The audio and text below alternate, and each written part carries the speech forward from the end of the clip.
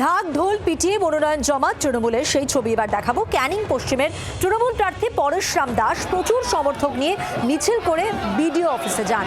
জয়ের ব্যাপারে তিনি 100% নিশ্চিত।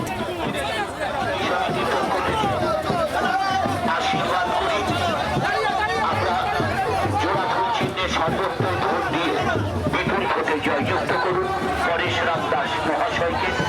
কাজের ছেলে, ঘরের ছেলে, দ্বিতীয়বারের মতন আবার পুনরায় নির্বাচিত করুন সম্মানীয়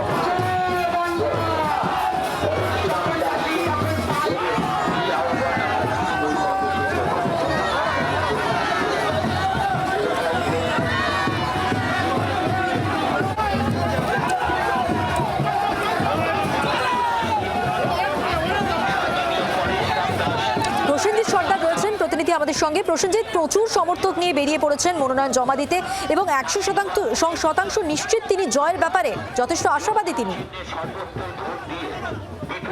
জয়যুক্ত করুন পরেশরাম দাস মহাশয়কে।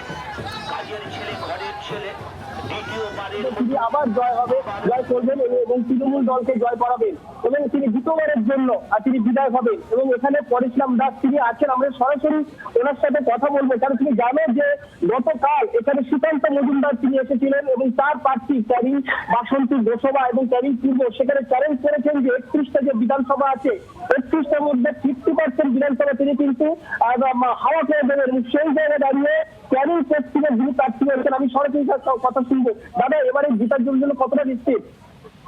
এবং আমাদের রাজ্যের মুখ্যমন্ত্রী মমতা বন্দ্যোপাধ্যায় এবং অভিষেক বন্দ্যোপাধ্যায়ের নেতৃত্বে সারা পশ্চিমবঙ্গের যে উন্নয়নের কর্মসূচি চলেছে তাকে সামনে রেখে হিন্দু মুসলিমের যে সম্প্রীতির যে ভাতৃত্ব, সেই বন্ধনকে অক্ষুণ্ণ রাখার জন্য আমি 100% নিশ্চিত।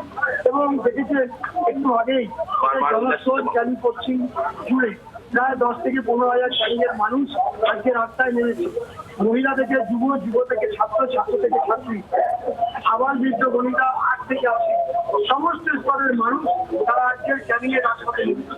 তাদের ঘরের ছেলে, তাদের ভূমিপুত্র পরেশরাম দাস 5 বছরের যে উন্নয়ন করেছে তাদের মনের মধ্যে তাদের ভূমিপুত্র গেঁথে গেছে। সেই ভালোবাসাকে পাথেয় করে আজকে আমি নমিনেশন সবাইকে আসছি। আমার সঙ্গে লোকসভার বিধায়ক তিনি আছেন দ্বিতীয়বারের জন্য, আমাদের সুব্রত মন্ডল উনিও এসছেন। আমরা দুই ভাই একসাথে অভিষেক বন্দ্যোপাধ্যায়ের নেতৃত্বে, মমতা বন্দ্যোপাধ্যায়ের নেতৃত্বে আজকে এই ক্যানিং সাব ডিভিশনে 4টে যে বিধায়ক 4-এ 4 করবো, 31 জেলায় করবো এবং রাজ্যে আমরা 250 বেশি সিট দিয়ে আমরা জয়। অভিষেক বন্দ্যোপাধ্যায় বলেছিলেন 31টা জয় করতে হবে দক্ষিণ 24 পরগনা। এবং আপনার একদম বলে যেতে পারে দলীয় কার্যালয়ে সেখানে কাছে সেখানে সুকান্ত মজুমদার বলেছেন একদম জমজমাট সেই প্রচারের ছবিও আমরা দেখতে পেলাম। মনোনয়ন জমা দিলেন আজকে পরেশরাম দাস। আপাতত ধন্যবাদ তোমাকে প্রসেনজিৎ। বাংলার আওয়াজ, বাঙালির আবেগ, জি 24 ঘন্টা।